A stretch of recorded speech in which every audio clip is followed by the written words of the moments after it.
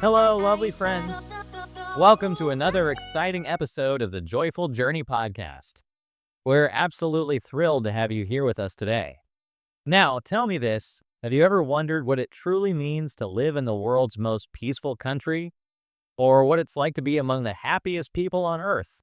Trust me, today's topic is going to hit home because, let's face it, we're all searching for that perfect blend of happiness and peace in our lives. So, buckle up. This is going to be a ride you won't want to miss. Absolutely, James. And before we dive in, remember, this isn't just about learning something new, it's also about improving your English skills. If you hear any new words or phrases, jot them down. This is your chance to sharpen your listening and conversation skills while we explore this fascinating topic together. So let's get started. Kirsten, let me ask you something straight off the bat. Are you happy in your life? Wow, James, that's a big question. To be honest, I'd say yes, I'm happy, but not as happy as I'd like to be. There's always this feeling that there's more to achieve, more to experience. How about you? I get that. I think most of us feel that way, like we're happy, but there's always room for more. But here's a deeper question. What do you think true happiness really is? Is it about money, success, or something else entirely? That's a tough one. For me, happiness isn't just about big achievements or material things. It's more about those little moments, like sipping coffee on a quiet morning, laughing with friends, or just feeling at peace with where you are in life. What about you, James? I love that. For me, happiness is about balance. It's having meaningful relationships, pursuing my passions, and feeling fulfilled in what I do. But here's the kicker. Do you think wealth equals happiness? I mean, we often assume rich people are the happiest, but is that really true? Great point. I think wealth can bring comfort and security, but it doesn't guarantee happiness. In fact, sometimes having too much can lead to more pressure or even loneliness. True happiness comes from within, things like purpose, peace of mind, and meaningful connections. What do you think, listeners? Do you think rich people are happier? Drop a comment and let us know.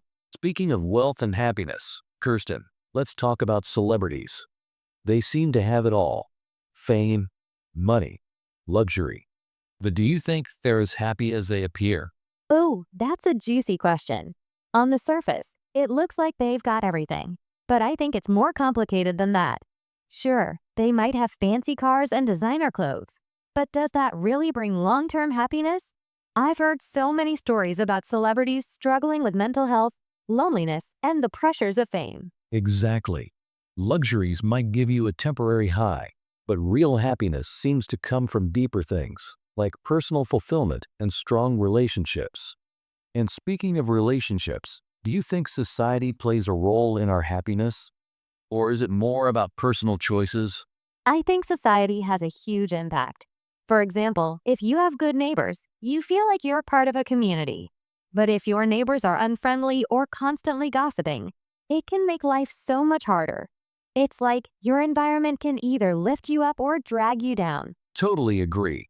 I've seen neighborhoods where people are always fighting, and it creates this toxic atmosphere. It's hard to feel at peace when there's so much negativity around you. So, I guess the question is, how can we create a more peaceful and happy society? Which brings us to our main topic. What makes a country peaceful? James, what do you think are the key ingredients? Well, I'd say good governance is a big one. When leaders are fair and work for the well-being of everyone, it creates trust and stability. And of course, access to education and healthcare is crucial. An informed and healthy population is better equipped to resolve conflicts and contribute to society. Absolutely. And if we look at countries like Iceland, New Zealand, and Denmark, they consistently rank high on global peace indexes. They focus on equality, social welfare, and environmental sustainability. It's inspiring to see how much harmony can be achieved when a nation prioritizes these values. But here's the thing, even in these peaceful countries, people still struggle with stress, depression, and anxiety. The pressures of modern life, like financial stress, work demands, and social media comparisons, can take a toll on mental health. It's like we've traded simplicity for complexity. True. I often think about how life used to be in villages, simple, community-focused, and less materialistic. People grew their own food, made their own clothes, and relied on each other for support. There was less pressure to keep up and more focus on enjoying the simple pleasures of life. Which brings me to this. How can we find happiness in the tiny things?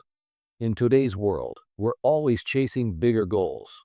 But what about the small joys in life? I think it starts with gratitude. When we appreciate the small blessings, like a warm cup of tea, a kind word from a friend, or even just watching the sunset, we realize how rich life truly is. It's about being mindful and savoring the present moment. Exactly. It's also about simplifying our lives. Sometimes we overcomplicate things with too many choices and distractions. Focusing on what truly matters, family, health, or a hobby, can make even the smallest moments feel significant. So true, James.